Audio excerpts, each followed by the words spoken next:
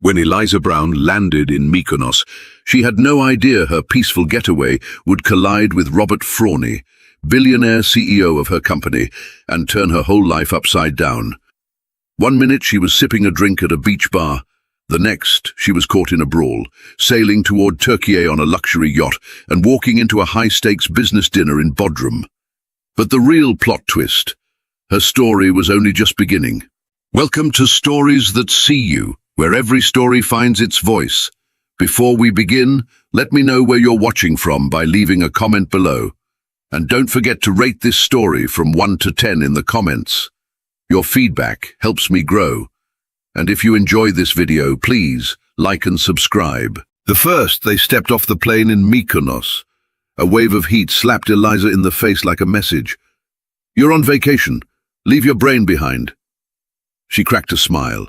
Just a week ago, she'd been planning to spend the week under fluorescent lights, sorting files in a freezing Manhattan office.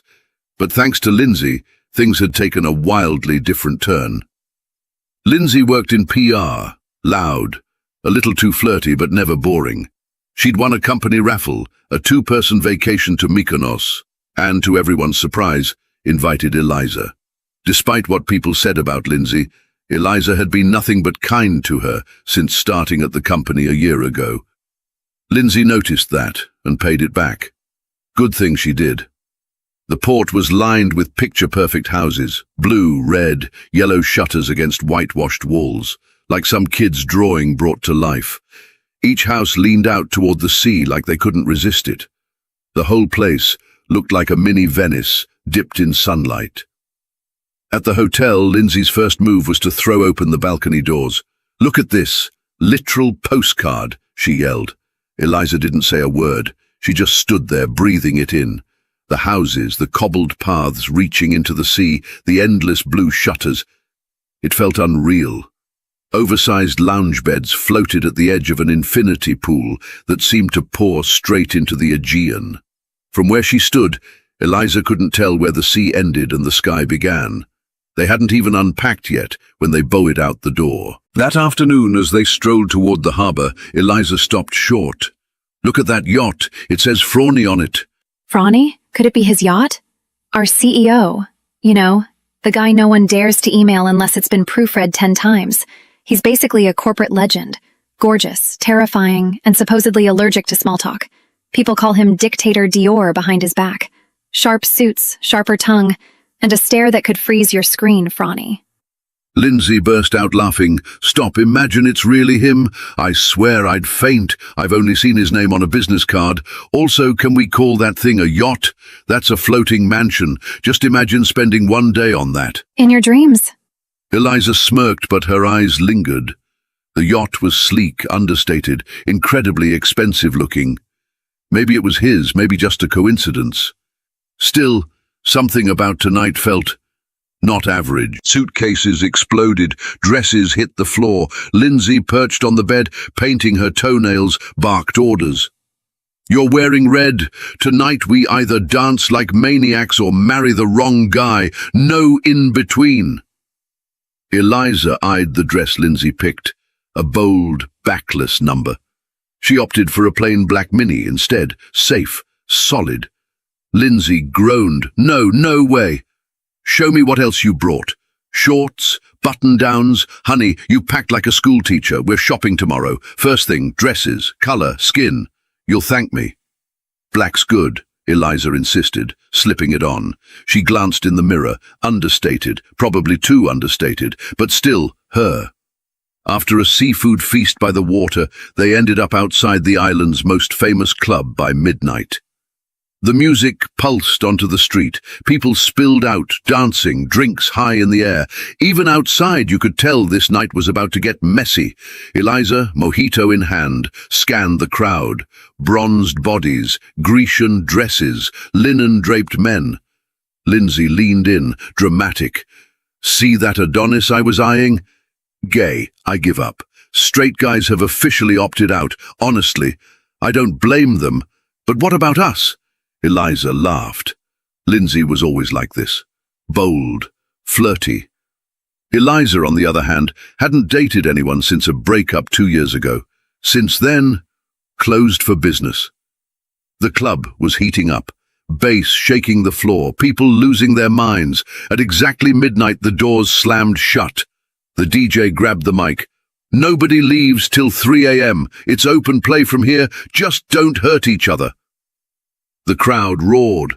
Eliza instinctively looked back at the door. Not her vibe.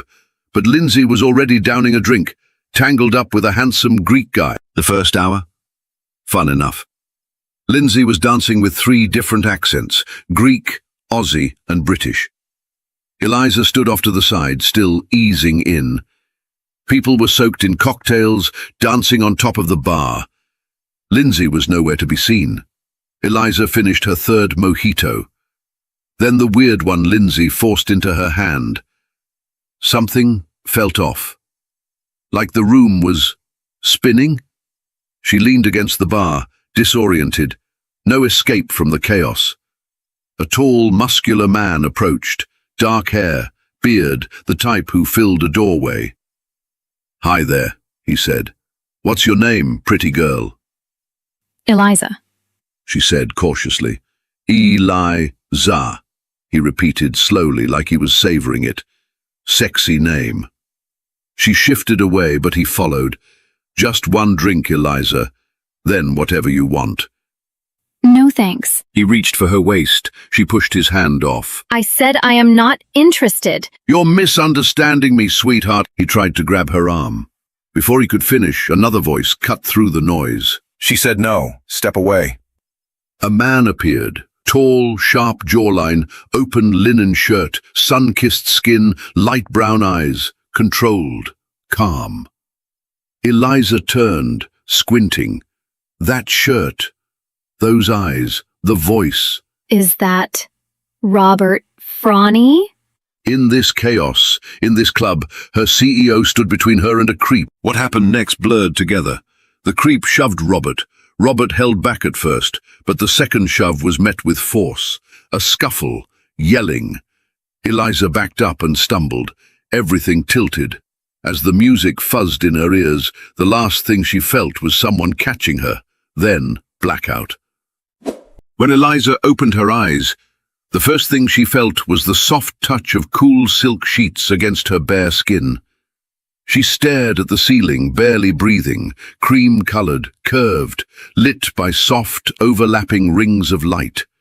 The whole room whispered luxury, timeless, elegant, modern. Lavender pillows lined the couch corners, framed classical artwork, silver-leafed, and an orchid leaning against the wall like nature had been invited in just to soften the edge of wealth. But the bed was something else entirely. It didn't feel like part of the world. It felt suspended, detached from everything. Through the panoramic glass surrounding the room, deep indigo blue ocean light spilled in.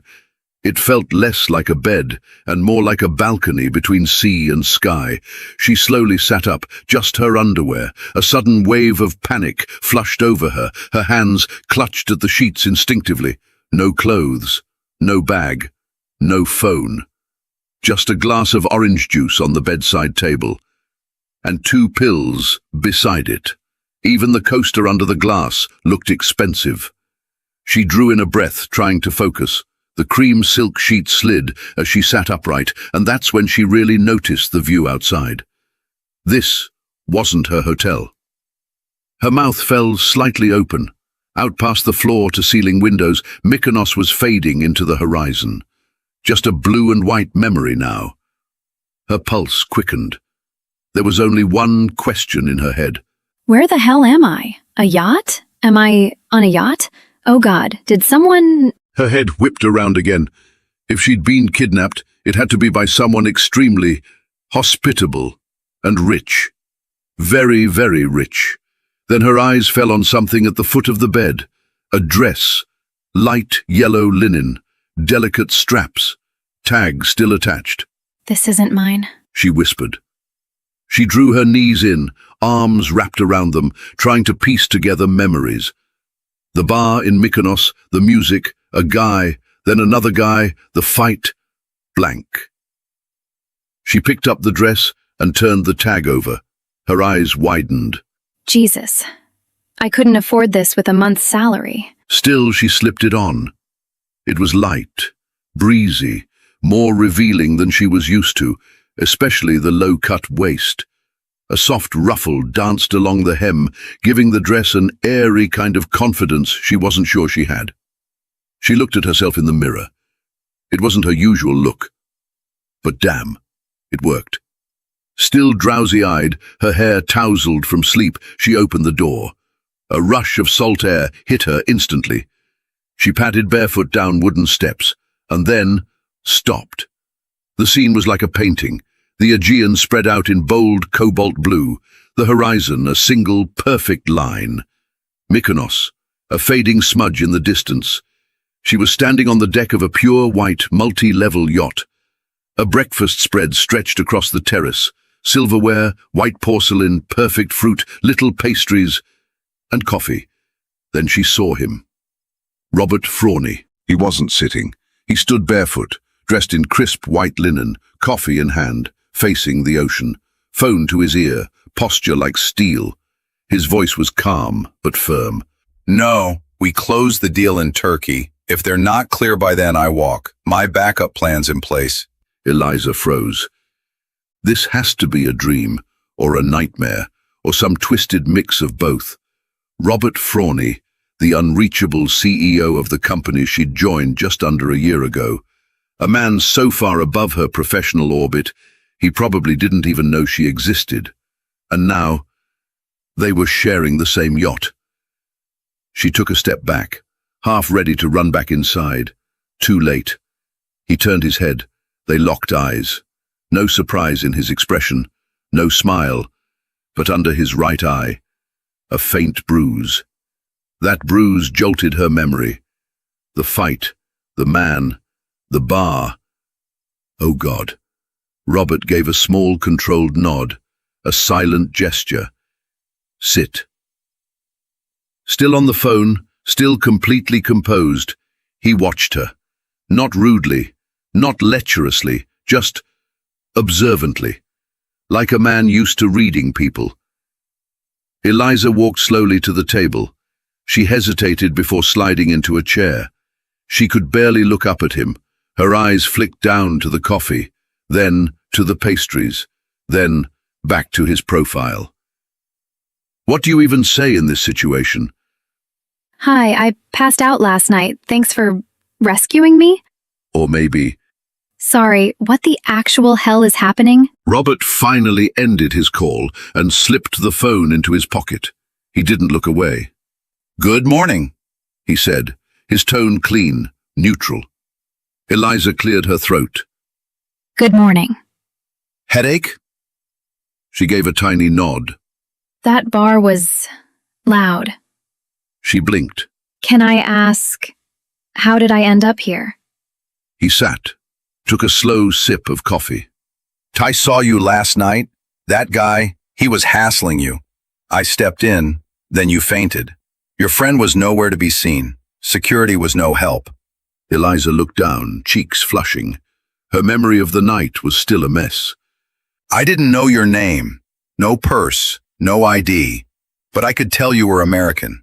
I wasn't gonna just leave you there. I brought you back to the yacht, let you rest. And I had to leave early this morning. I've got a meeting in Turkey. You were still asleep. So now, you're coming with me. She felt herself shrinking into her seat. I'm sorry. I must have really inconvenienced you. He shook his head. Not at all. I couldn't leave you in a place like that, especially like that. He paused and fixed his eyes on Eliza. Did you take the pills by your bed? Yeah, thank you. That's very thoughtful of you. I hardly ever drink, and I've never had this happen before. I'm really so sorry. Robert turned away from the captain's quarters and stared out at the water, not looking at Eliza this time as he spoke. If there's anyone you need to call, you can use the captain's phone. Just head upstairs. But first, eat something. By the way, good news. They found your bag at the club. You can pick it up once we dock in Mykonos. Your wallet and phone are safe inside. Figured you'd want to know. He stood up.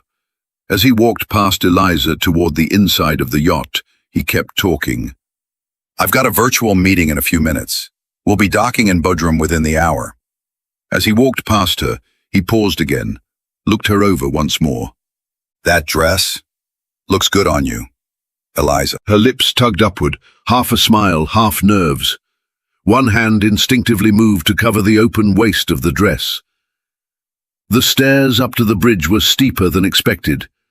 Eliza gathered the hem of her dress and climbed carefully, her heart racing, not just from the effort, but from the surreal chaos of the last 12 hours. When she stepped inside the control room, she found an older, bearded man, clearly the captain, animatedly shouting something in Greek to his younger assistant.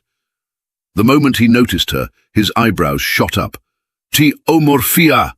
Eliza blinked, then smiled awkwardly. "Oh, amorphia?" The younger man next to him burst out laughing. Eliza felt the flush creep up her cheeks. "That's like, hello, right?" Still chuckling, the young man stepped forward. "Not quite. Omorphia means beauty, ma'am." The captain was saying, "Well, what a beauty. He's greeting you. We Greeks are warm people." Eliza tried to smile back. "Right, yeah. Hi. I'm Daniel," he added quickly. "First mate. This is Captain Costas. Mr. Frawley told us you were a guest on board. I assume you're here to make a call?" Eliza nodded, pulling her voice together. "Yes, thank you. Nice to meet you, Captain." Captain Costas gave a toothy grin and tipped his head, still chuckling something under his breath, something that sounded suspiciously like omorphia again. Daniel pointed to a keypad and a large flat screen mounted on the wall. "You can call from here." Numbers Eliza could handle. She quickly tapped in Lindsay's number, one she had memorized long ago. Lindsay was the kind of friend who planned for emergencies. She just had never thought she'd actually end up in one. It rang 6 times. Just as Eliza was about to hang up, a groggy voice answered. "Hello? Linz, it's me. Don't freak out. I'm fine." "Oh, honey, I was just about to tell you the same thing. Last night, I didn't make it back to the room. I mean, you know, things happened." Suddenly the screen lit up with Lindsay's video feed, and Lindsay was in bed, with just a sheet. Both Captain Costas and Daniel turned toward the screen at the same time. Eliza froze, eyes wide. "Linz, where are you right now?" Before Lindsay could answer, a head popped into frame behind her, then a bare, tanned chest, very male, very muscular. "Meet my roomie," Lindsay giggled. "From last night. What was your name again?" "Alexis," the man said, placing a kiss on her neck. Eliza pointed discreetly toward Daniel and Costas, whispering, "Lindsay, I'm not alone right now." Daniel was trying unsuccessfully not to laugh. Captain Costas muttered something in Greek with Alexis in it, clearly amused. "Lindsay, turn off the camera. Turn it off," Eliza hissed. Lindsay looked confused, then rolled her eyes. "Fine, fine." The camera cut off, finally, but her voice kept coming through the speaker. "So what happened to you? Spill, are you okay?" Eliza sighed. "I'm on a yacht." "A what?" "We're approaching the coast of Turkey, Bodrum, I think." There was a beat of silence. Then Lindsay's voice exploded through the speaker. "Bodrum? Girl, you vanish for one night and come back halfway to Asia? Damn, and here I thought I moved fast." Eliza bit back a laugh and glanced at Daniel and Costas, both of whom were clearly enjoying this entire exchange. "I'll explain everything later," she said quickly. "I'm stuck here for the next 3 days, but I'll call you every day, okay? Don't worry." There was a muffled sound. "Wait, he wants to say something. Hang on." Eliza heard Alexis's voice cut through, romantic and dramatic. "Sagapo, Lindsay." Lindsay laughed. Yeah, love you too, Romeo." Eliza was already reaching for the end button. "Okay, gotta go. Talk soon, bye. She hit disconnect before any more drama could leak through the speakers. Eliza glanced nervously back at Daniel and Captain Costas. "Oh God, I'm so sorry," she blurted, cheeks burning with humiliation. And then she practically launched herself out of the bridge, mumbling, "How does a responsible girl like me manage to completely wreck her dignity in under 24 hours? When Eliza stepped onto the deck, she was greeted by a petite woman in a bright yellow shirt and an ever-present sweet smile. She looked to be Filipino, and her warmth was instantly disarming. "Miss, something to drink? Juice? Coffee?" she asked in gently accented English. Eliza felt a bit more at ease. "Thank you. What's your name?" "Celeste," the woman replied. "Eliza," she said, introducing herself with a slight nod. Then, glancing down at the dress she had on, she hesitated. "This dress, whose is it?" Celeste caught on immediately. "Oh, Miss George's. But the colour, Mr. Frawley picked it. Mrs. Clothes. I put them in your room. I washed your dress too." Eliza's eyebrows pulled together. "Georgia? Who's Georgia?" Celeste looked a little flustered, shaking her head as she explained with a soft stammer. "Miss Georgia, coming for the wedding. Her clothes here, in Mykonos, for the wedding." A single thought hit Eliza like a punch to the gut. "So Mr. Frawley's getting married." Back on the lower deck, the yacht's stern was quiet. The only person moving around was Celeste, graceful, always smiling, and unmistakably attentive. Robert Frawley was nowhere to be seen. Celeste followed Eliza with a colourful drink in hand, her voice gentle. "I made this for you, Miss Eliza." Eliza sat down cautiously on one of the cushioned seats. "What is it?" "Strawberry soda mint," Celeste said with a proud nod. "Very refreshing. Mr. Frawley drinks it this time every morning. I make for you too. Please enjoy." Eliza stared at the foamy trail left behind in the water, then took a sip. Sweet, fizzy, cool.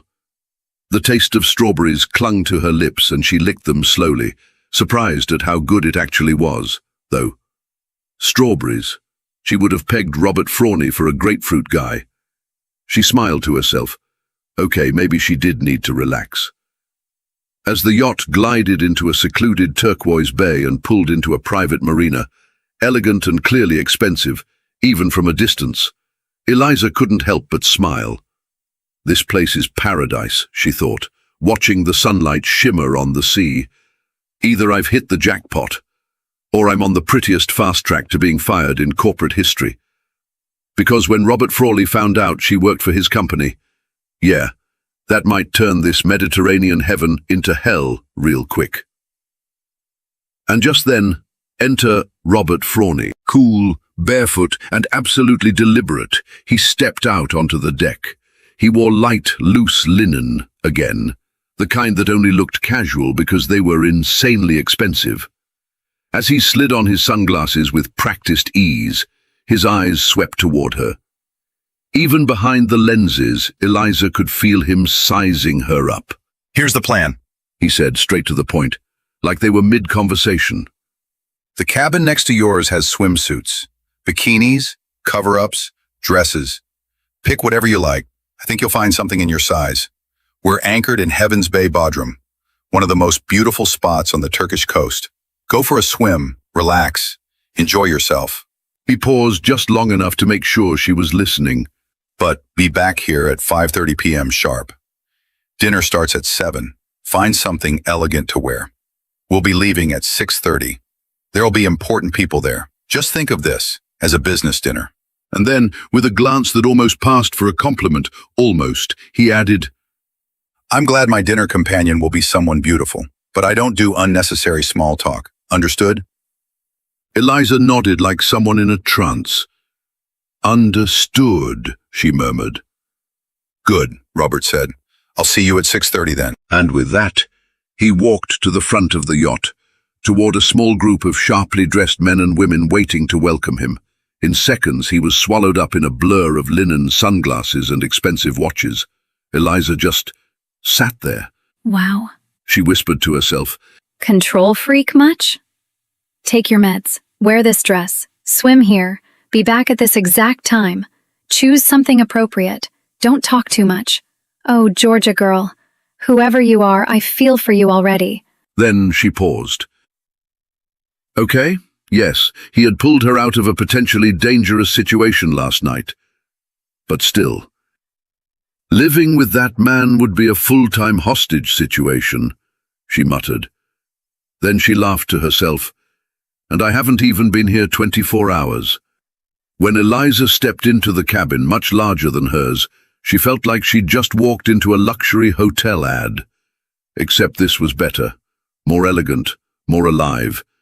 She opened the floor-to-ceiling wardrobe across from the bed and just froze. Row of expensive-looking dresses, some long, some short, many still with tags. On one side, shorts. On the other, bikinis. Dozens of them. Who needs this many swimsuits? She muttered. Then it hit her. Whose do you think, Eliza? Robert Franny's fiancée, duh. She paused. Wait, wouldn't she mind me wearing this stuff? But then, she remembered the tone in Robert's voice that morning, direct, commanding. Use whatever you need. Fine. Permission granted. Out of all those bright bikinis, choosing a black one wasn't a surprise. It was the most conservative in a sea of tiny, colorful triangles. Even then, she noticed the deep cut. Whoever picked these out was very generous with the cleavage, she mumbled. She found a simple black skirt to throw over it. Beach outfit.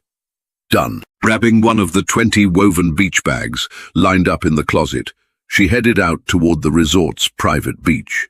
She glanced back at the yacht as she walked down the dock. This has to be a dream, she thought. Could turn into a nightmare any second, but I'm going to enjoy it while I can. From up top, she spotted Captain Costas waving at her. She waved back, not as excited but polite, then walked toward the white sand and sleek wooden lounges that looked like they belonged on a movie set. Eliza spent the next 2 hours swimming in the electric blue Aegean, then stretched out on a sunbed. Just as she started to dry off, a waiter appeared with a fruit platter and a cocktail. "Oh, I didn't order anything," she said. The waiter didn't say a word. He just pointed to the bar a few yards away. Sitting there, shaded by his sunglasses, was Robert Franny. Was he watching her the whole time? He was talking to two men who definitely looked like power players, but even mid-convo, he'd made sure she was taken care of.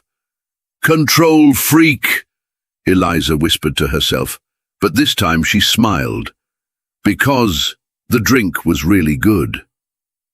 The warm breeze and the cocktail made her eyelids heavy. Eventually, she nodded off under the sun. When she jolted awake to music, she panicked. What time was it? She grabbed her things and rushed back to the yacht. Robert was on deck, sipping whiskey like nothing had happened. He looked up at her. "You're late. It's 5:48. Eliza wanted to punch him or thank him. She hadn't decided yet. I'm sorry, I think I passed out a little. Too much sun. She said, this time with zero hesitation. Robert's mouth twitched, like a smile was threatening to appear, but he said nothing. Eliza ran inside, time to get ready for the evening. Back at the closet, staring into luxury again, she sighed. Jesus, being rich must be exhausting. Change clothes 10 times a day, prep, glam up, tired already. Her hand reached toward a long, elegant black dress. She was about to pull it out. Then she stopped. Her finger rested on her lips, and a sly little grin spread across her face. Robert Franny checked his watch as he stepped onto the yacht's staircase. Cream shirt, camel trousers, the look completed with a sleek leather belt. 6:29 p.m. A man of precision, routine, and near military timing, Robert wasn't the kind of person who tolerated deviations from the plan. But the moment he lifted his eyes from the face of his Patek Philippe, he froze. Eliza was standing right in front of him, His gaze rose slowly, deliberately, from her heels all the way up. You could practically see the shock spread across his face, inch by inch. There was a pause, not long, just enough for time to stretch. His lips parted slightly, like he wanted to say something, but nothing came out. Eliza stood tall, wrapped in a strapless ivory gown that clung to her like it was made for her and only her. Her skin still held that soft, sun-kissed glow. Her hair, pulled back effortlessly, revealed her collarbone, and the delicate necklace she wore caught the light just right. She looked untouchable. "Am I late?" she asked, not shy, not apologetic, just steady. Robert slowly pushed his sunglasses up to his head. "No," he said, voice low. "Right on time." Eliza smiled. "Shall we?" he added, stepping aside and letting her lead. The sun hadn't set yet, but the sky had already turned gold. As they walked side by side down the long wooden dock at the Mandarin Oriental in Bodrum's Chenet Bay, Eliza barely made a sound. Her dress floated behind her, light and elegant, dancing with each step. It was like the fabric moved with her breath. Robert glanced sideways, quiet, composed, and Eliza caught it, grinning to herself. Lindsay had always said she had a goddess in her. Tonight, she'd decided to let her out. When they reached the beachfront restaurant, a secluded table had been set aside for them, tucked away from the rest. Robert pulled out her chair with quiet precision. They sat. For the first time, they were this close, this face-to-face. He didn't say anything for about 10 seconds, just looked at her. Eliza tried to break the tension with a half smile. Your eye. It looks better than it did this morning. Robert raised an eyebrow, smirking. Haven't taken a punch since I was 21. Just like that, Eliza's mind jumped back to last night. That guy at the bar, the hands, the fight, Robert. Oh God. That was because of me, wasn't it? She said, covering her mouth. Robert replied calm. It's fine. Saving a young woman's life seemed like a fair trade. Her brows lifted in mock offense. Young woman. I'll take that as a compliment. I'm 28. Robert smiled, fixed his eyes to Eliza. Still young to me. She took a sip of wine, then gave him a faux shocked look. Well then, Mr. Frawny, you wear it well. I wouldn't have guessed you were pushing 50. That stopped him, but he grinned. Not quite there yet. 40 already. Eliza raised her eyebrows again. Ah, so it's your soul that aged early. Robert looked at her with amusement and maybe just a trace of surprise. He wasn't used to getting poked like this. And right then, their first guest of the night showed up. A tall, tan man in his mid-30s with sun-bleached hair, a breezy white linen shirt and matching shorts. He looked like he belonged in a yacht catalogue. "Matthew," Robert said, standing. "Good to see you, my friend." Matthew was the connection, the man who had helped arrange tonight's meeting with Turkish investors. "Robert," he beamed, shaking his hand. "We're finally going to close this deal. 6 months of prep and it's paying off. In paradise, no less." He turned to Eliza with a flirtatious smile. "And who's this beauty? You're not going to keep her a mystery, are you?" "Eliza," Robert said before she could speak. "She's a guest on the yacht. Make sure she enjoys herself tonight, will you, Matthew? While I'm busy with the serious stuff." He leaned back in his chair, eyes still on Eliza. And Eliza wasn't sure if she should feel like a queen or a pawn. Eliza was annoyed. Being talked about like she was some kind of accessory had really gotten under her skin. Fine, she thought. If I'm just a pretty +1 tonight, then they're about to see what else comes with the package. No way was she letting a table full of self-important men brush her off, not tonight. When all the guests had arrived, there were 6 of them at the table, 3 of whom were Turkish businessmen. From the earlier chatter, Eliza had gathered they were owners of one of the biggest banks in the country. Matthew, ever the flirt, made sure Eliza's wine glass stayed full. He also didn't miss a single chance to casually touch her arm or shoulder. Eliza smiled politely, keeping her distance, but it was clear he'd already made up his mind about her. As she quietly watched Robert deep in conversation, speaking confidently about long-term strategy and cross-border collaboration, Eliza caught him glancing over now and then, not at the businessman, at her, at Matthew. The conversation at the table had started to intensify. The topic, a potential strategic partnership between Robert's investment bank and a mid-sized Turkish bank. Eliza sipped her wine, mostly letting the business talk wash over her, until one line hit like a dart. One of the Turkish partners leaned forward, fingers spread over the table. Of course, in this partnership, who's taking control? We're fine with a 49% stake, but we need veto rights, non-negotiable. A pause. Robert's brow twitched, just slightly, but he didn't respond.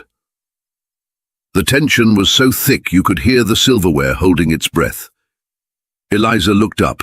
She placed her glass down gently and said in a clear, measured voice, Well, maybe you don't need veto rights. Maybe there's a more sustainable option. 5 heads turned toward her, including Robert's. She continued calmly. In Turkish joint ventures, minority protection is often built in through majority vote structures, sometimes with as little as 26% ownership. It's more flexible, and frankly, it fosters better growth on both sides. Your bank's 2021 deal with Green Delta Energy, same model, majority decision clause. I worked on the benchmark analysis for that one. The silence that followed was different now, colder, sharper, but not from discomfort, from surprise. Matthew raised his brows. Wait, where did you say you work again? Without looking at him, her eyes locked on Robert. Eliza smiled, slow and subtle. Eliza Brown, She said. same company as you, Robert Froney Capital. I've been there about a year. Strategy team, financial modeling side. She took another sip from her glass and turned back to Robert, letting the moment breathe. Though usually I'm hiding in tab 3 of the Excel file. And just like that, the room saw her. Not just the elegant woman in the ivory dress, the mind behind it. Robert tilted his head, a small smirk forming. Well, he said. That explains why we never noticed you. Those files were good. Guess you're one of the silent types. Eliza didn't let that slide. Only until I decide not to be. She said. Quiet, crisp, unapologetic. The mood at the table had shifted. Robert tilted his head slightly, the corner of his mouth curling into the faintest smile. At that moment, Eliza wasn't just a guest anymore.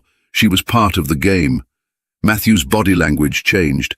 Suddenly, his casual touches stopped, his movements more reserved, controlled. Robert, meanwhile, was locked in, watching Eliza closely, eyes tracking her every move. One of the Turkish businessmen sitting across from her leaned in with a genuine smile. After this partnership goes through, we'd love to have you involved on the ground here. Think about it, Eliza. Before she could respond, Matthew leaned over politely and murmured into her ear, I'd really like to have dinner with you tomorrow, just the two of us, talk properly. But Robert heard it. Of course he did. In a low, icy tone, without even turning his head, he said, Matthew. The name alone landed heavy. Eliza's my guest. His gaze didn't waver. It wasn't aggressive, just sharp, unmistakable. Matthew blinked, sat back, and raised his hands in mock surrender. Of course, Robert. Sorry, I didn't realize. Eliza turned to Robert with a look that said, Seriously, what was that? Jealousy? Possessiveness? Maybe she did want to go to dinner with Matthew, but the way Robert had said it, like they were already something, like he had the right to speak for her, it made her bristle. Even while turning to answer a question from the man beside him, Robert didn't take his eyes off her. Not once. Eliza raised her wine glass and downed the rest. The sweet, shy version of herself, the one who'd woken up confused in a yacht cabin, was gone. This was something else now, a psychological standoff, and for the first time in a long time she felt completely, wildly alive. When the dinner finally wrapped up, the energy around the table was entirely different. Everyone shook her hand warmly, respectfully. A few offered quiet compliments about her insight, her poise, her beauty. Matthew, of course, went in for the cheek kiss instead. Hope I get to see you again soon, Eliza. Before she could respond, Robert cut in smoothly. You know the wedding's in 3 days, Matthew. Hope you can make it. Matthew nodded. I'll try, Robert. And if I can't, give Georgia a kiss from me, would you? I'm sure she'll be a stunning bride. Eliza turned her back on them, her face tightening. He's getting married in 3 days, and yet he'd just let the entire table believe they were something more than strangers, that she was his. And worse, no one had batted an eye. She walked past Robert without a word, heading straight back toward the yacht. Her steps were fast, her mind was louder. Robert followed behind Eliza, unbothered by her pace or her silence. A faint smile tugged at his lips as he watched her walk ahead. When they reached the yacht, Costas was waiting at the top of the steps, grinning with all 32 teeth. "Miss Eliza," he said, motioning something with his hand. Eliza blinked, not understanding. Behind her, Robert's voice chimed in, casual and amused. He says you look beautiful. That's how Greeks say it, same gesture they use for something delicious. He stepped up beside her. Looks like you've managed to charm the entire crew in under 24 hours, Miss Eliza Brown. Eliza didn't look directly at him. Her tone was polite but cool. That wasn't exactly the goal, but I didn't enjoy sitting at that table looking like some nameless weekend fling in a nice dress. Now she turned to face him fully. And you were talking about something I actually knew about. I hope I didn't piss you off too much by going off script. Robert tilted his head slightly, a small smile forming. He nodded slowly, like he understood. So, you knew who I was? Everyone who works at that company knows who you are, Mr. Franny. He let out a soft chuckle. If you'd said that this morning, I might not have brought you to such a confidential meeting. I assumed you had nothing to do with my industry. Eliza laughed, but there was heat behind it. So basically, your assumption was that I was some clueless young woman you could dress up and bring along for decoration. Got it. Robert stiffened. The twitch in his jaw said she'd hit a nerve. Eliza immediately realized she might have gone too far. I didn't say anything earlier because I was already in shock. Then I was embarrassed. Then your rules kind of boxed me in. And like I said, I didn't plan to say anything, but I did. So if you're gonna fire me, I get it. She turned, ready to head inside the yacht, but stopped. No, actually, I don't get it.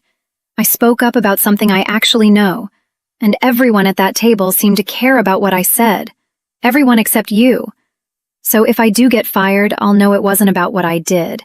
It was about your ego. And that weirdly makes me feel better. She took one step into the yacht when Robert's voice rang out, sharper this time, louder than the sea. Eliza. She froze. From the galley, Celeste peeked her head out. Up on the deck, Costas leaned over the railing, curious. Robert's voice softened. Come back out here. Sit with me for a bit. He gestured toward the lounge. It's a beautiful night. I wouldn't mind talking for a while. With you. Please. Eliza slowly turned around and sank into the wide lounge seats at the back of the yacht. The warm teak deck beneath her feet, the hush of water behind them. It should have felt calm, but when Robert sat down just half a foot away from her, eyes still locked on her, she felt a jolt. Too close, she thought, especially after that last conversation. Robert didn't break eye contact. His voice was warmer now. What you said tonight, it was smart also. Having a sharp, bold woman at that table, rather than just arm candy, was refreshing. He paused, voice low and steady. I know I have a way of pushing people when things don't go exactly how I want. And yeah, I might have been a little more controlling tonight because I didn't know who you were. His tone softened even more. But now I do. Eliza Brown. Smart, polite, brave when it counts. And lucky me, you happen to work for my company. He gave a half smile, fixing his eyes on Eliza. Why the hell would I want to let someone like that go? I mean, let you go from the company, obviously. Eliza bit her lip, trying not to laugh. At that moment, Daniel came jogging down the steps from the upper deck. He had swapped out his crew uniform for a crisp white t-shirt and linen short. Good evening, Miss Eliza. Mr. Franny. Daniel? Robert greeted him with a nod. Where are you off to?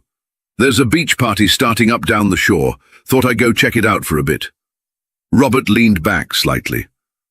I think I'm calling it an early night, but maybe Eliza wants to go.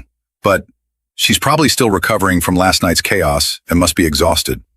Eliza wasn't really listening. Her mind was somewhere else entirely. A part of her wanted nothing more than to stay in, curl up, forget the day.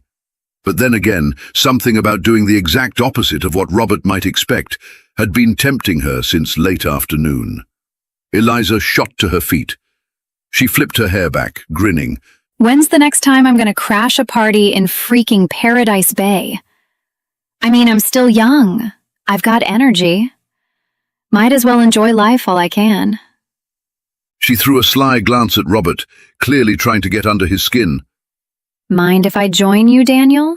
And just like that, without looking back once, she headed down the yacht stairs next to Daniel, leaving Robert standing there, visibly thrown off. He stood still, halfway between walking inside or calling out. Something in his rhythm had shifted. Eliza Brown had definitely scrambled his system. On the beach, torches glowed against the white sand.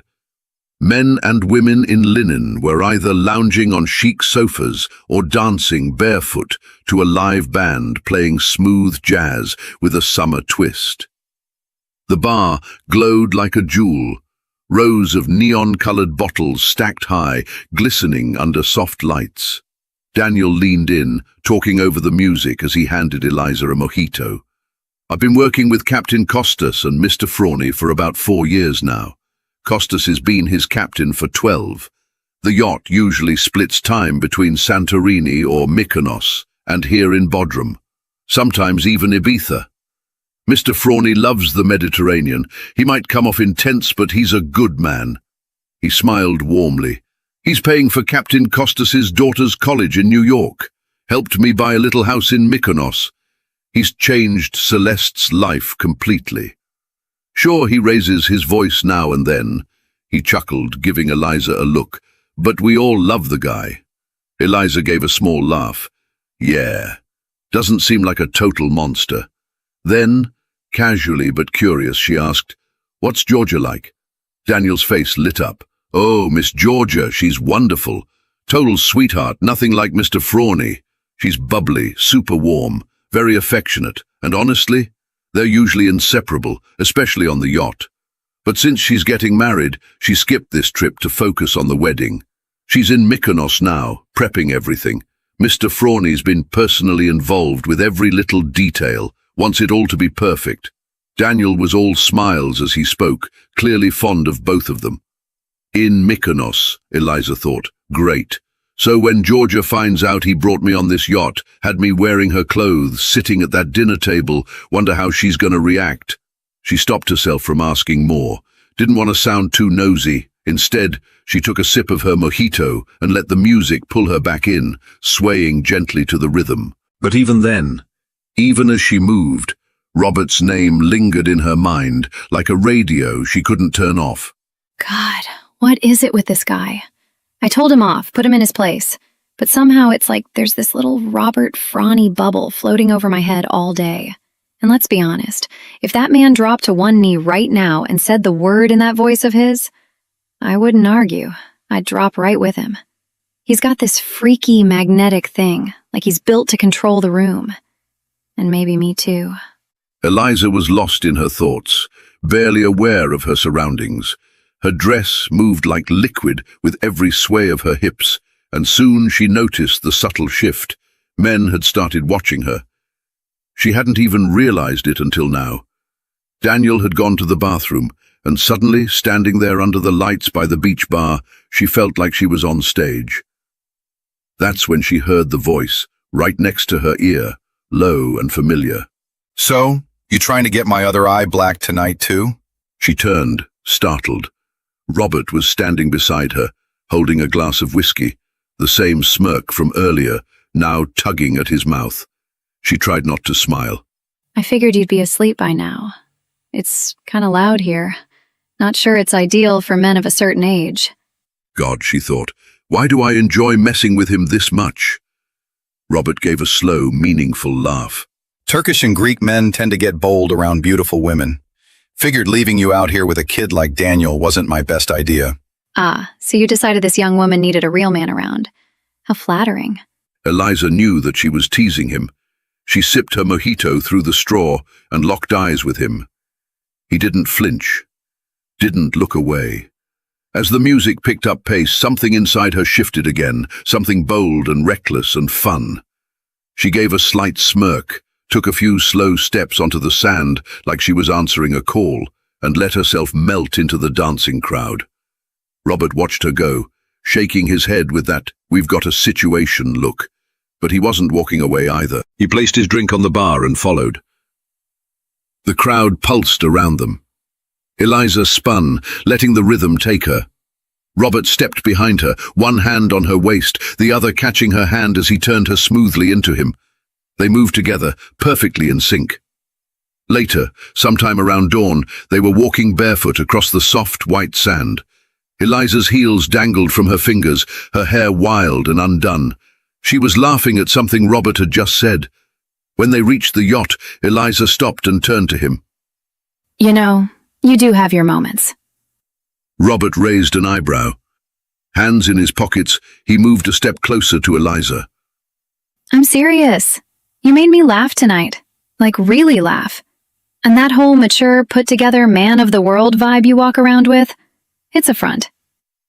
She tapped his chest with her finger, letting it linger there. This right here? It's different. I see it.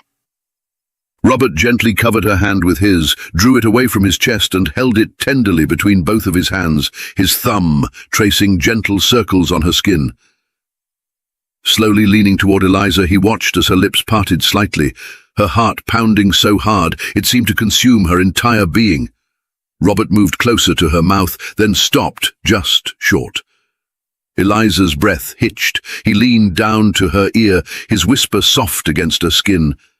I'm afraid, if I kiss you, you won't remember it tomorrow, and I want you to remember it. And then Robert caught her wrist gently and tugged her toward the yacht stairs.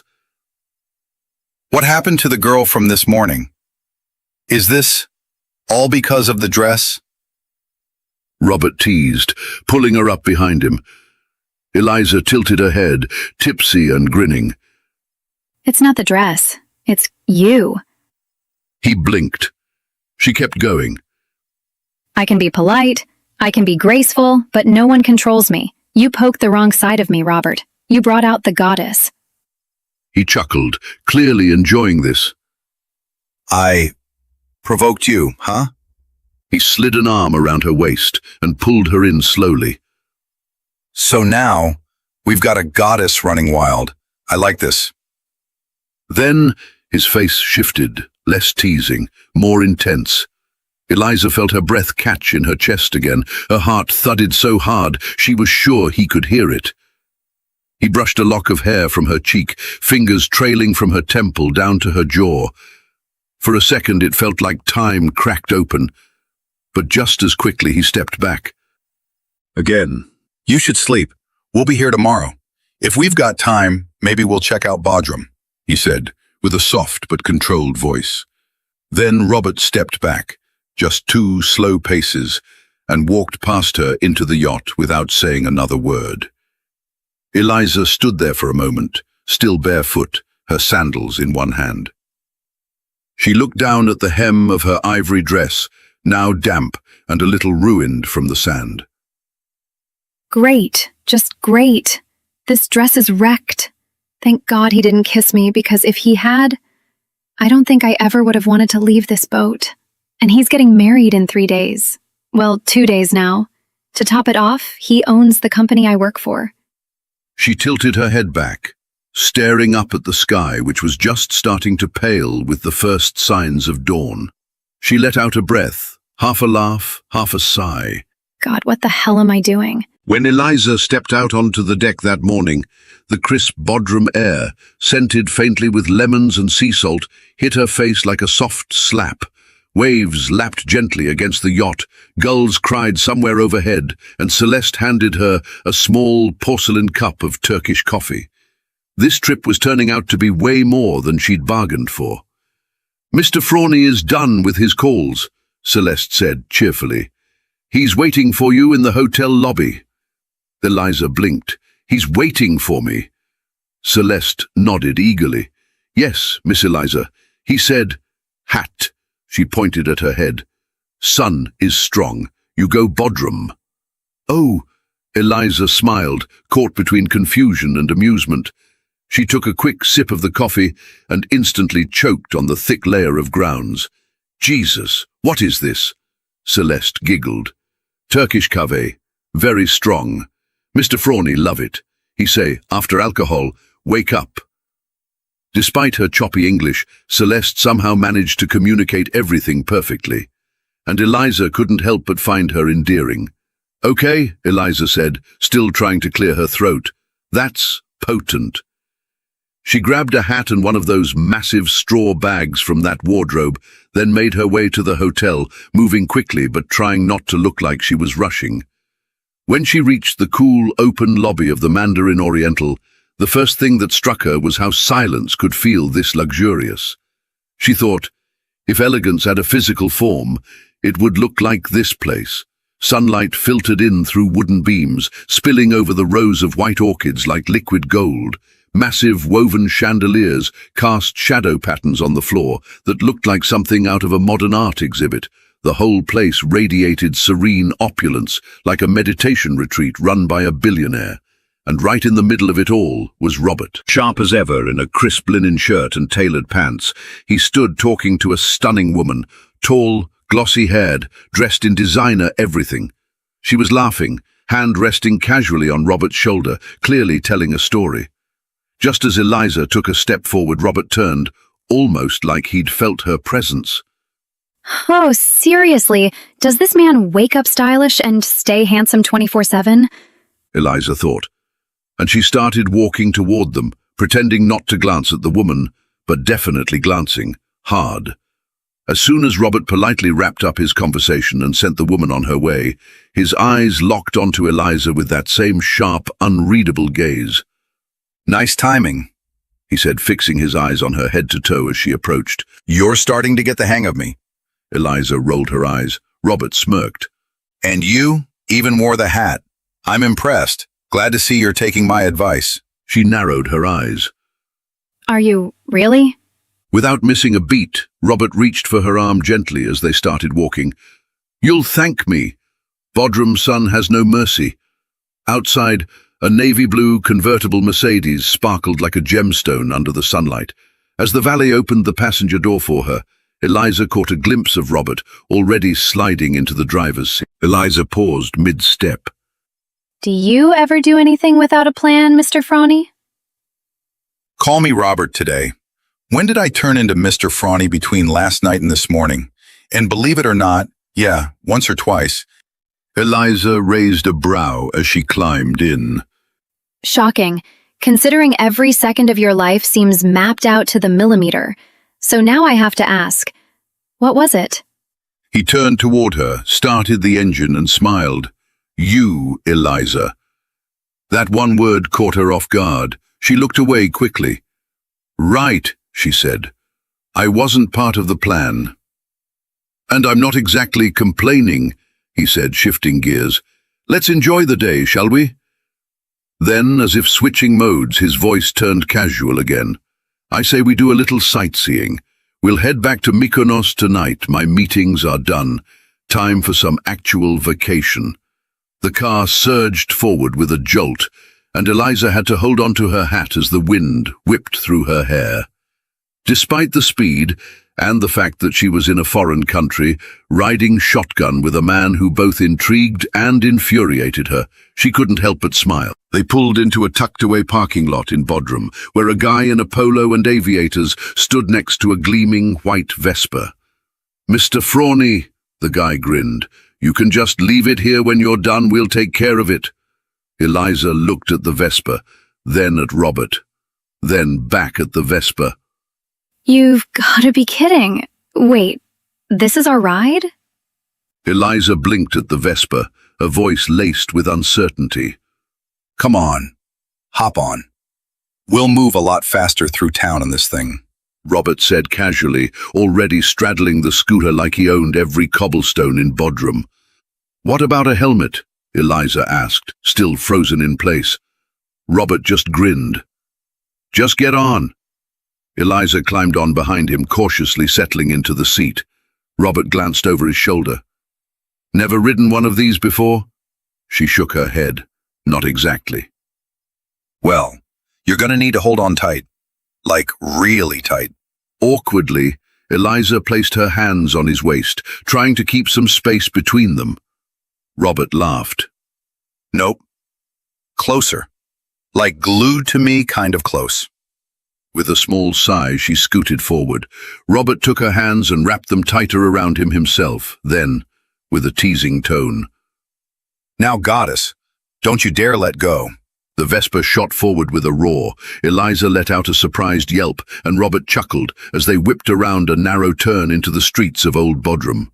And just like that, a day Eliza would never forget had begun. As they weaved through the winding back streets, Eliza wasn't sure where to focus, on the lemon and mandarin-scented breeze rushing past her, or the warm closeness of Robert Frawley's back under her fingertips. The clean, masculine mix of soap and patchouli rising off his skin was disorienting in the best way. I mean, Robert Frawley on a Vespa in a Turkish bazaar, Eliza thought, trying not to laugh out loud. What am I even living right now? They strolled through the castle grounds later, Robert half listening to historical facts, while Eliza marveled at the view. In the chaotic charm of Bodrum's street market, they grabbed greasy doner from a stand and chased it with sticky ice cream from a vendor who refused to hand it over without 7 straight minutes of playful taunting and sleight-of-hand tricks. Robert was amused, genuinely amused. His laugh came easy, unpolished, real, and Eliza caught herself staring more than once. God, she said around a mouthful of doner, hot sauce trailing from the corner of her lip. I think I'm actually going to miss this. This might be the best thing I've ever eaten in my life. Robert just shook his head, smiling at her with that impossible-to-read expression. But for once, she didn't feel like overanalyzing it. She was too busy living it. Robert leaned in and gently wiped the corner of Eliza's mouth with a napkin. She dropped her eyes to the ground, slightly flustered, and took the napkin from his hand. Thanks. This, Robert said with a mock-serious tone, is the best damn street doner you'll ever have. Eliza let out a small laugh, eyeing him curiously. It's just weird seeing you like this, sitting at a tiny food stand, eating messy street food. Robert pushed his sunglasses up on his head and met her gaze. I get it. We don't really know each other. But I like watching people. I like learning how cultures work, what makes them tick.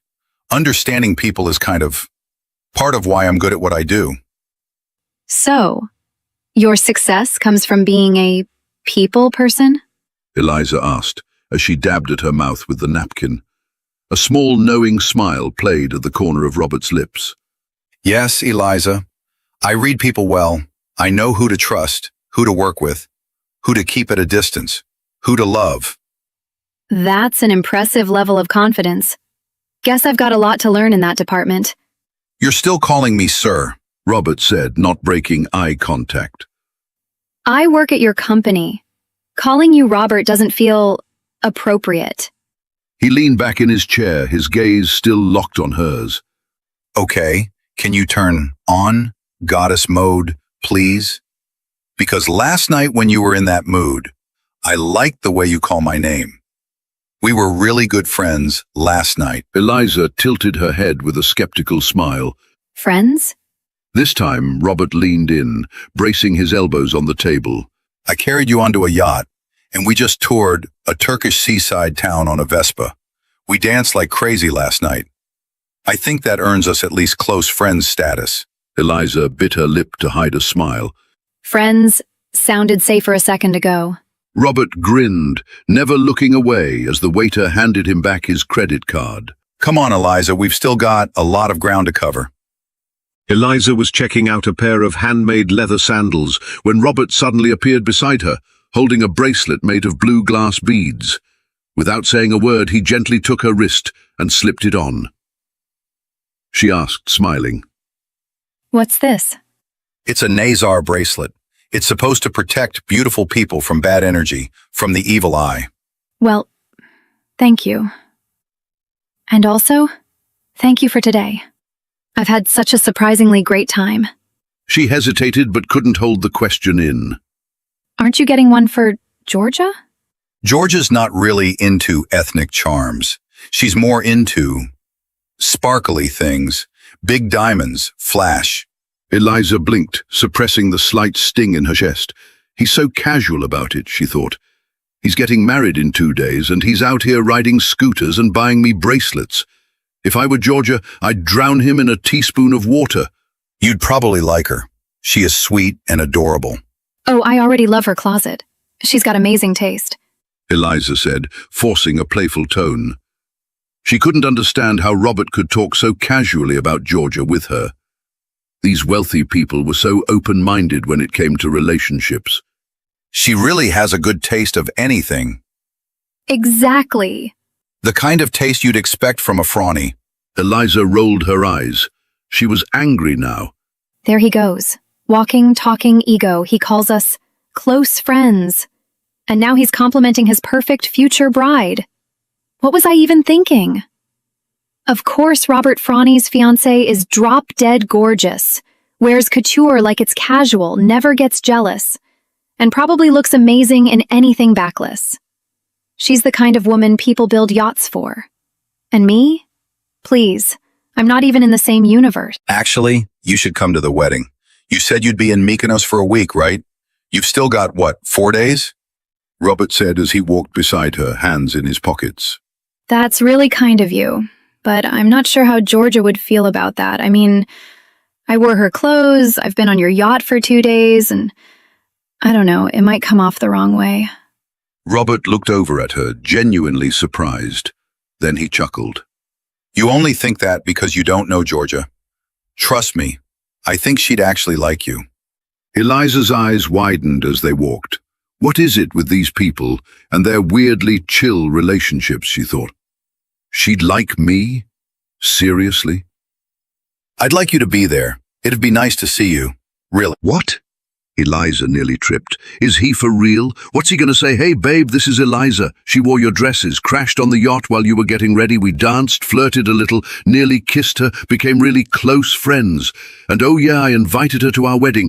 What about a threesome tonight? She kept her cool. That's a very thoughtful offer, she said, managing a polite smile. Thank you.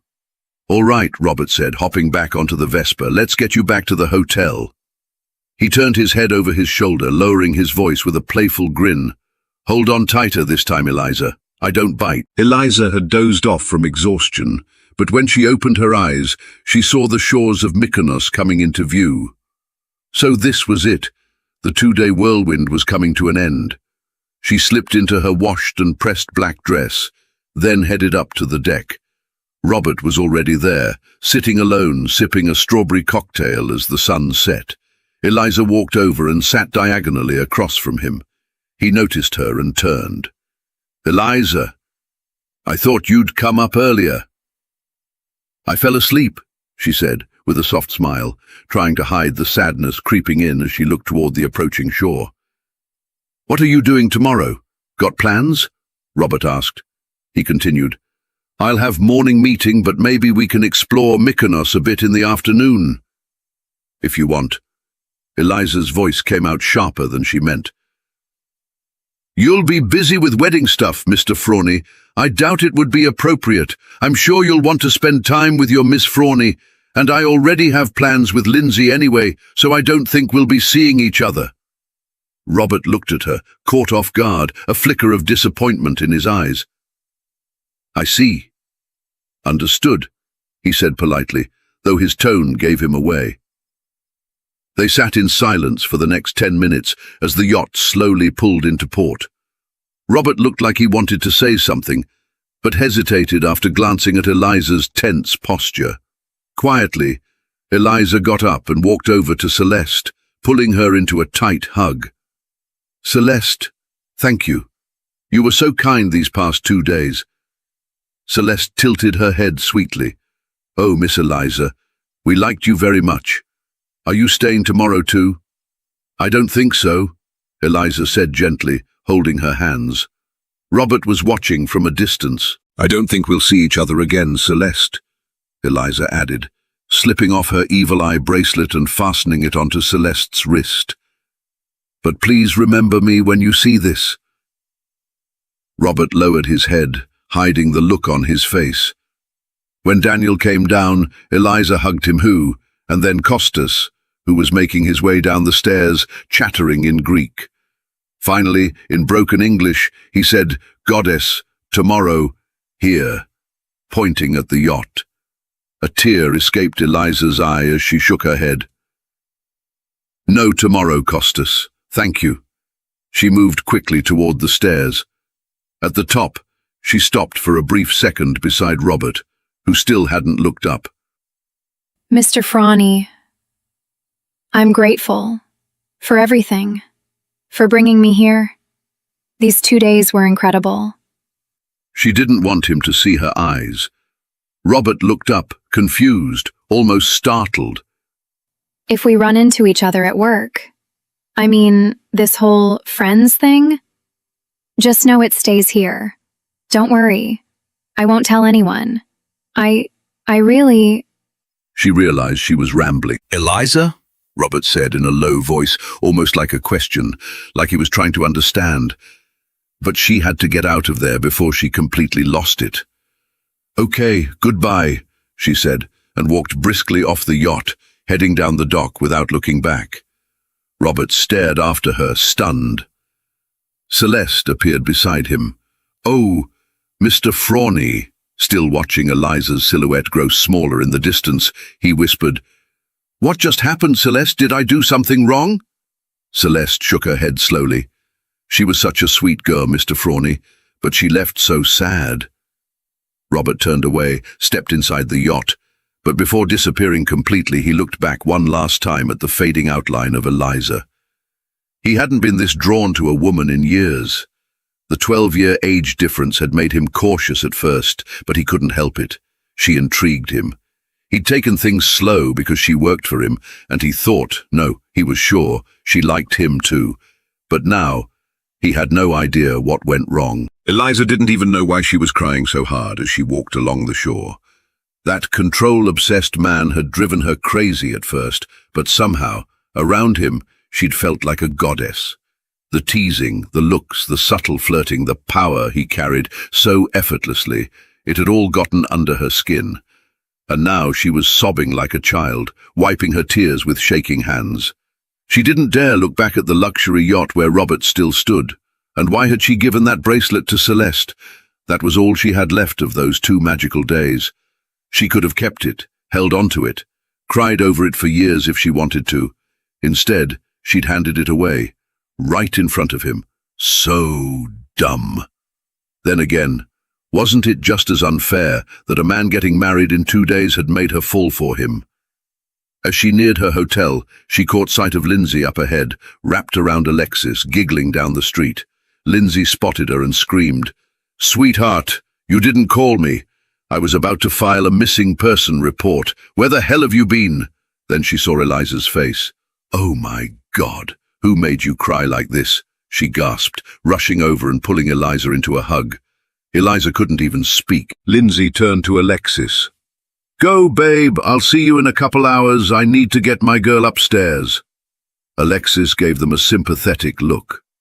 Eliza waved him off and followed Lindsay in silence. Upstairs, when Eliza finally started talking, Lindsay couldn't believe her ears. "I'm sorry, what? Robert Frawny? A yacht, dancing, turkey, a Vespa?" Her jaw dropped. "Eliza, what the hell kind of story is this?" But Eliza just kept crying. She hadn't cried like this since elementary school. She felt stupid, so incredibly stupid. "Oh, honey," Lindsay whispered, wrapping her up in another hug. "Don't do this to yourself. He's getting married. You had a wild little adventure, that's all. Just tell me the truth. Did you fall for him?" Eliza's silence was enough. Lindsay sighed, holding her tighter. "Okay, you're going to get dressed. We're going to go out, and you're going to leave these 2 ridiculous days behind like a grown-ass woman. Got it?" Eliza shook her head no. Lindsay shook hers right back. "Yes. No arguments. Let's go." Later that night, they sat at a marina-side restaurant. Unfortunately, the view included Frawley's yacht, lit up and anchored in plain sight. "You want to move tables?" Lindsay asked gently. Eliza stared out at the water. "No, it's fine." Part of her never wanted to see him again, but another part couldn't stop scanning every silhouette, every movement, just hoping. She barely touched her food. Her eyes never left the boat. She spotted Costas up top, then made out Celeste's figure. And then, there he was, Robert. Perfect posture, that same timeless look. He walked up the stairs, reached out, and helped a tall blonde woman step aboard. Eliza wiped a tear off her cheek so fast it almost stung. She'd let this happen. She'd opened the door to this pain, and now she had to close it. For good. In that moment, she made herself a silent promise. She was done. She would stop crying, stop longing, stop romanticizing a man who was never really hers. It was time to grow the hell up. As a new day began, Eliza stood by the window of her hotel room, gazing out through the pink bougainvillea at the sparkling sea and golden sunshine. With a forced smile, she told herself she'd enjoy the rest of her vacation with the same excitement she had felt on her first day here. But the very first thought that came to her mind was, Robert is getting married today. Later, while lounging on a heavenly beach with Lindsay and Alexis, sipping frozen cocktails under the sun, all she could think about was how it had felt to hold on to Robert's waist while riding that Vespa. The music at the beach party was blaring. People were dancing, laughing, drinking. But in Eliza's head, the only soundtrack playing was that night at the Mandarin Oriental, the way they danced. Just the 2 of them. Where's the wedding happening right now, she wondered. Her imagination ran wild, and she pictured a ridiculous scene that made her laugh despite herself. Somewhere high up, with a breathtaking view, the elegant groom Robert and his glamorous blonde bride Georgia stood at the altar ready to exchange vows. Suddenly, Eliza's voice rang out. "Wait! This wedding can't happen!" Everyone turned, stunned. "Who is that?" Celeste clapped her hands in delight. Costas gave his signature, perfect hand gesture. Daniel nodded proudly. And there was Eliza, striding toward the altar like a Greek goddess in a flowing gown, eyes blazing with certainty. "This wedding can't go on because Robert and I are in love," she declared. Georgia slapped Robert across the face. "So she's the girl you lent my clothes to?" She spat, then stormed off. Robert didn't care. He ran straight to Eliza, kissed her passionately. She stepped up to the altar. The end. Eliza shook her head, chuckling at the absurdity of her own daydream. "What's so funny?" Lindsay asked, raising an eyebrow. "Just a tragically romantic Greek myth," Eliza replied, sipping her watermelon frozen cocktail. That evening, Eliza was done crying. She was done sulking. She'd made a decision, to leave the heartbreak behind. She slipped into the chic dress she had picked up in town earlier that day. As she looked in the mirror, she realized it was nearly the same color as the ivory dress she'd worn in Bodrum just nights ago. Funny. She did her makeup, styled her hair, and stepped out of the room just in time to hear Alexis whistle at her. Lindsay playfully smacked his arm, and they all laughed together. As they headed to dinner, Lindsay said casually, "Oh, by the way, Alexis invited a friend to join us tonight." "Oh no, Lindsay, I'm really not." Eliza started to protest, but stopped when she saw who was walking toward them.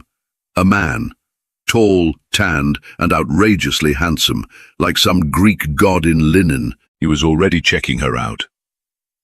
While laughter echoed around the dinner table and Lindsay and Alexis couldn't keep their hands or lips off each other, Christos was doing his best to draw Eliza into conversation. His English was surprisingly good, and honestly so was everything else about him. with his wavy long hair, tall frame, nearly navy blue eyes, and that perfectly unshaven jawline. He looked like he'd stepped right off the pages of a fashion magazine. Loose linen pants, an almost too open shirt, that careless charm. He was a walking Greek fantasy. When the guys stepped away from the table for a bit, Lindsay leaned in, grinning like a devil. "Girl, yours is hot. You're lucky." Eliza raised an eyebrow. "Yeah, he's not bad. Not bad," Lindsay gasped. "Are we looking at the same man? That guy is a full glass of cold water on a 100-degree day, and he's totally into you. Did you see those shoulders? You could park a car on them." Eliza rolled her eyes and took a sip of the cloudy drink that had just been set in front of her. She made a face immediately. "Ugh! I've been drinking weird stuff since I got here." Lindsay laughed and shook her head. "Two of him wouldn't be the worst thing, honestly. Oh, and careful with that stuff. It hits hard." When the guys came back to the table, Alexis stretched out his arms theatrically, like he'd just closed a $1 million deal. "Ladies, big news. I got us into that insane club tonight. It's basically a miracle. Luxury, glam, dancing, all of it. You're welcome." Christos slid into the seat next to Eliza, leaned in a little, and said with a confident nod, "It's gonna be a wild night." Eliza rolled her eyes. "It's already been wild enough for me," she thought. "The man I fell in love with is getting married right now." She downed the ouzo sitting in front of her, and just about an hour later, they were inside that club, a massive open-air space, pulsing with music, overflowing with people, lights flashing everywhere, and a giant pool in the center where bodies moved like they were part of some chaotic, glittery ritual. Lindsay and Alexis were instantly swept up in the music, disappearing onto the dance floor like they owned it. Christos leaned in, one hand gently resting on Eliza's waist, trying to pull her into the beat. She laughed, lightly brushing his hand away, her smile polite but firm. "Not really my thing," she mouthed, and he backed off with a shrug and a charming grin. As the music got louder and the energy in the room cranked up, Eliza found herself back at the bar, elbow propped up, lazily sipping a mojito through a straw. She should have known that, after 2 glasses of ouzo, this minty sugar bomb would hit harder than it looked. Watching the waves of people dance, sweat and glow under the lights, something caught her eye. Her brows furrowed. Was that? Just beyond the crowd, near the other end of the bar, stood a woman in a wedding dress. A real wedding dress, tight, high-slit, backless, bold. Her long blonde hair was twisted into a flawless updo, her limbs impossibly long in towering heels. Eliza blinked. "No way! Georgia?" And then someone stepped into view, handing the bride a drink. Tailored black tux, broad shoulders, that jawline, that quiet command of space. Robert Frawny, looking unfairly good, smiling in a way she hadn't seen before. Eliza leaned hard against the bar, like if she pushed just a little more, maybe she'd melt into it and disappear. That's when Christos, clearly misreading every polite smile and careful step back she'd offered all night, decided boundaries were optional now. He wrapped an arm around her waist, his face suddenly way too close, moving to dance like they were in a sultry music video. She twisted slightly, trying to wedge herself between Christos and the solid wood of the bar, when she heard it, right next to her. Calm, clear, too familiar. "Strawberry juice, gin, and ice, please." No, no, no, it couldn't be. She barely had time to react before Christos pushed a little harder, leaning into her and murmuring with a sleazy grin, "Come on, baby. Stop playing hard to get, just let go." Her stomach flipped. She pressed a palm to his chest. "No," she said sharply, trying to break free. And then, boom. Eye contact. Robert, right there, maybe 2 feet away. Eyes narrowed, jaw locked. Christos, blissfully unaware he was seconds from becoming a cautionary tale, kept talking. "Let yourself feel it, babe. Just you and me." "Do not touch her. Let her go." Robert's voice cut through the music like a knife. Christos turned, confused and puffed up like a peacock. "Who the hell are you?" he said, arms raised, swagger dialed up to 10. Robert took a step forward. Big mistake. Eliza, whose head was already spinning from bad decisions and even worse cocktails, tried to raise a hand between them. "Robert, don't," she managed weakly. Too late. Robert's punch landed with a loud, satisfying thud. Christos stumbled back, but not down. Nope, the guy was built like a mountain goat and apparently fought like one too.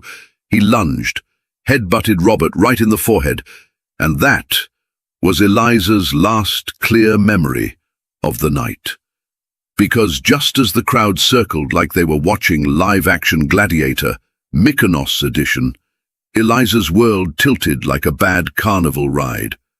Her vision spun, legs buckled, and just before she could faceplant into the tile floor, and then Kostas appeared, out of nowhere, like a Greek ninja.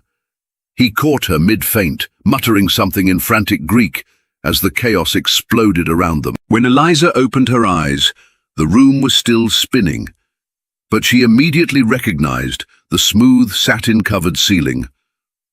"Oh no," she thought, and tried to sit up fast. "Miss Eliza," slowly, Celeste said gently, pressing an ice pack to her forehead. When Celeste moved aside, Eliza saw Robert sitting right beside her, holding another ice pack, watching her with those same intense eyes. Eliza groaned and turned her head away. Oh no. Come on. Seriously? This can't be real. "Oh, it's very real," Robert said, his voice sharp and dry. She bit her lip and slowly turned her head back toward him. What happened? Robert gave her a look that was half amused, half exasperated. "Pretty much the usual. You walk into a club looking like a goddess. Some guy decides he's got a shot. I show up and ruin his night." Eliza pushed herself up on her elbows, trying not to wince. Robert, your eye. Is it okay? "I'll live. But the real question is how I'm supposed to keep running into this beautiful woman who always seems to need rescuing," he said, adjusting the ice pack casually. I'm so sorry. I didn't know you'd be there. If I had, I wouldn't have gone. This is so embarrassing. She said, her voice quieter now, her cheeks flushed.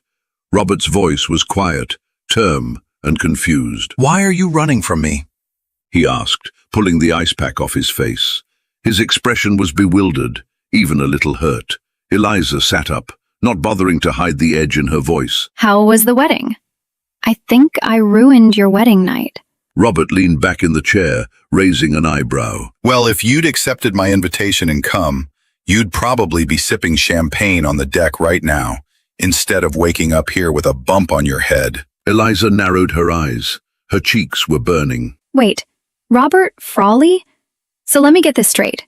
You were going to park your future bride in some cabin and hang out with me on your wedding night? Or maybe the three of us could have toasted to your happiness together on the deck? Her voice was sharp now. The embarrassment had clearly been replaced by anger. Her eyes burned. Robert recoiled slightly, caught off guard. "I'm sorry. What did you just say? My wedding night?" That's when Georgia walked in, loud voice first, trailing her signature perfume and wrapped in an intricately laced, plunging white wedding gown. "Robert, darling, are you okay? How's your eye?" she asked, sweeping toward him. "Oh, no. It looks terrible," she added, gently brushing his hair back to get a better look at the damage. Robert winced as she inspected him like a bruised fruit. "Sweetheart, that's going to be purple for at least 3 days. Sorry," she said, turning to Eliza for the first time. Eliza stared down at the sheets, wishing the mattress would swallow her whole. She had no idea it was possible to feel this humiliated. Robert didn't take his eyes off Eliza. "Georgia," he said evenly, "this is the woman I told you about, Eliza." Georgia let out a sharp laugh. "No way! Robert, you've got a black eye twice in 3 days because of the girl you like? That's so not you." She leaned in toward Eliza, trying to catch her face. "Hi, sweetheart." I guess you kind of wrecked my wedding, but... She grinned. You definitely made the night more interesting and clearly made my brother happy. Brother? Wait, your siblings? Eliza blinked, her mouth open in shock as she slowly looked up. Robert gave a crooked smile, head tilting slightly. What did you think? Georgia is my twin. You're twins? You never told me she was your sister. Eliza stammered. Robert held his hands out, half laughing. You never asked. You knew her name. I figured you knew who she was. Eliza froze like she'd just walked into a brick wall of reality. Her heart dropped. How could she be this stupid? Georgia Frawley. Of course. Miss Frawley wasn't using someone else's last name. It was hers, her actual birth-given, fully legit last name. Everyone on that yacht must have known. Everyone. But her. Because Robert wasn't marrying Georgia. He was her brother. She covered her face with both hands. I thought... Robert let out a surprised laugh. Wait, is that why you pulled away? You thought I was flirting with you while planning to marry someone else the next day? Me? Georgia burst into laughter. Oh my God, you two are adorable. She gave Robert a playful shove. Rom-com material, seriously. Especially you, Robert. Then she turned to Eliza with a warm smile. Okay, sweetheart, take care of each other. Eliza, you went and broke my brother's heart, so now you need to put it back together and try not to kill each other while I'm away, all right? Eliza stared, speechless. Georgia winked. All right, now, I've got a wedding to get back to and a party to enjoy.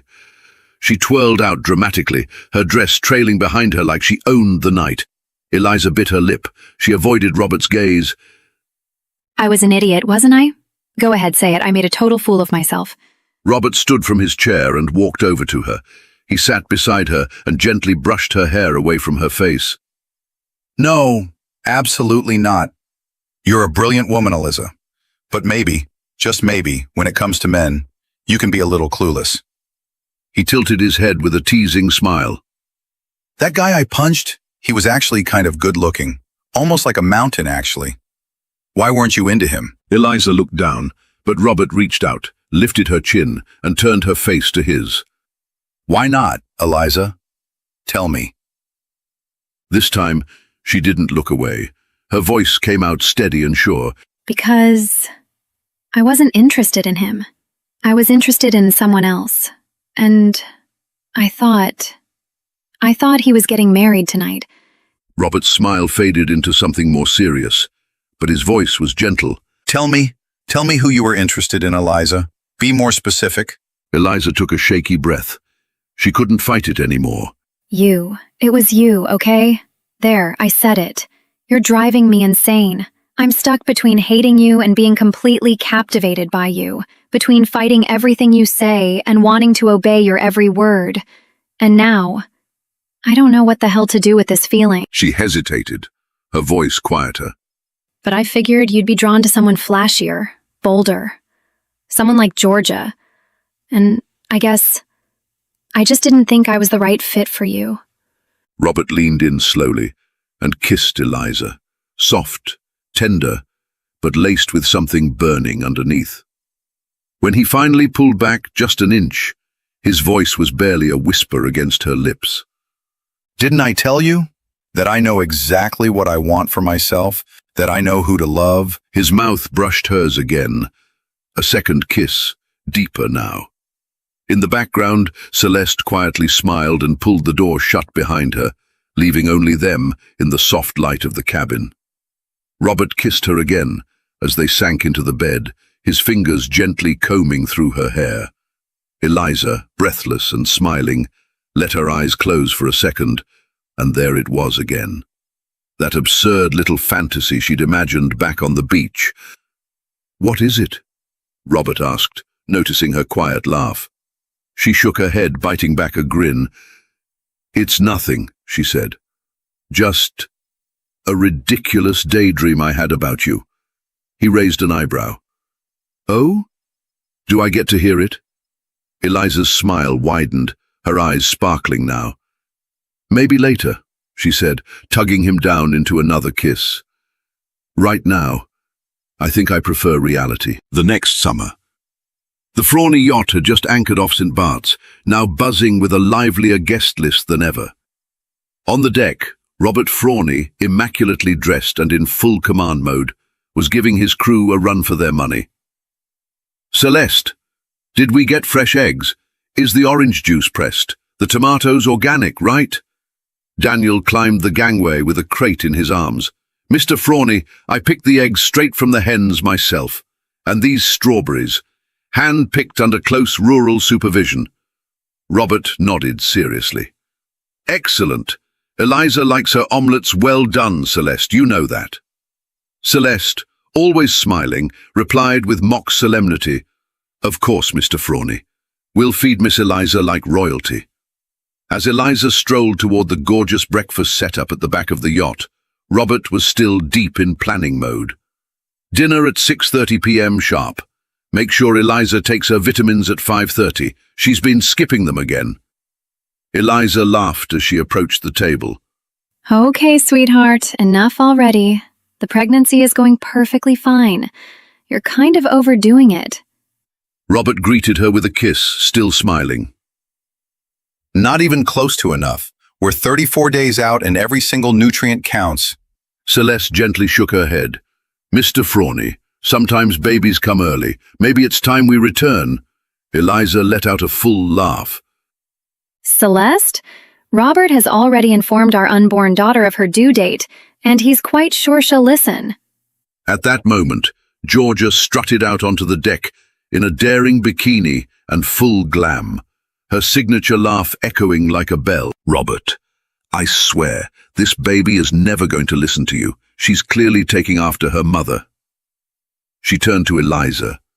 And despite all his overbearing no's, you were just in a meeting with bank executives reviewing quarterly reports. Some rest, huh? Eliza shot Georgia a playful shush with her hand.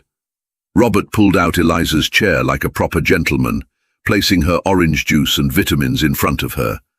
Still checking his watch, he mumbled as if reviewing a battle plan. 34 days. If all goes well, labor starts at 7:15 a.m. on a Wednesday, ends by 8:30, and at 8:35 I'm holding my beautiful daughter. Perfect delivery. But just then, Eliza froze. She placed a hand on her belly. Her expression shifted, half panic, half awe. Oh my God, Robert. She said in a whisper, and a little burr in panic. I think my water just broke. Silence.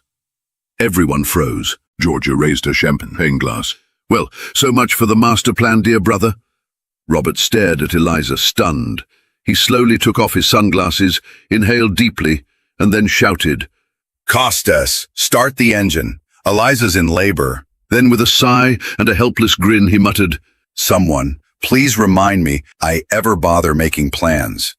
With this woman, life runs strictly off script.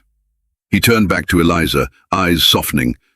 And honestly, I wouldn't have it any other way. Thanks for staying till the end. Where in the world are you watching from? Let me know in the comments. I love seeing how far these stories travel. And if this story moved you, hit that like button and subscribe. It means the world to me.